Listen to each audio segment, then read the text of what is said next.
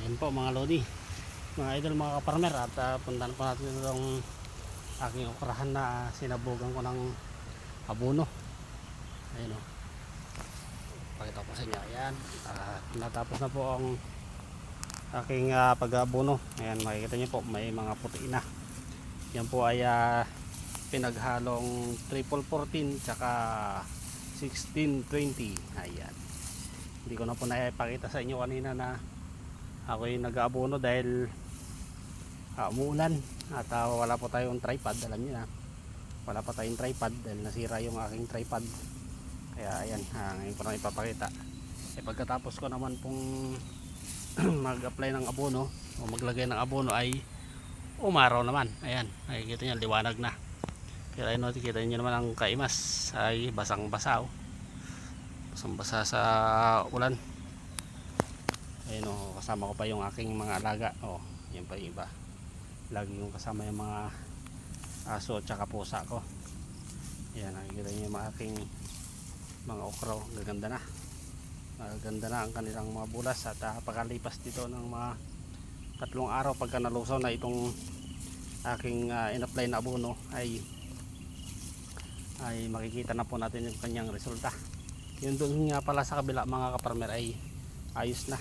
May mga nakikita na akong bulaklakan. Yan, talagang binilisan ko to, minadali ko talaga tong paglilinis para lang sa ganun ay maano na natin, malagyan na ng abono. At ayan nga, nalagyan ko na ng abono at sana umulan pa mamaya. Sabagay, ulan pa siguro mamaya dahil maulap pa. Tingnan nyo, maulap pa ang ating kalangitan, kaya siguro uulan pa siguro mamaya o bukas madaling araw, ganun. Kadalasan naman umuulan sa gabi, kaya ayan, at makikita natin yung magiging resulta nito bukas. Ayan, ang ganda no, diba? Ganda na, diba? Ganda na tignan dahil malinis na yung ano. Pero kung bukas ay aaraw ay tayo magmamower para yung mga damo na yan nasa gitna ay matanggal na rin. Yan, ganoon lang po ang aking pamamaraan mga kaparmer, mga kaimas, para mas mabilis. Kasi kung gugusadin natin yan lahat ay matatagalan ako at matatagalan tayo makapaglagay ng abono. Kaya inuna natin yung mga linya dalang. Ayan, yung mga linya, kita nyo naman, linis ng linya. Ito madali na to dahil mower, bilis lang yan.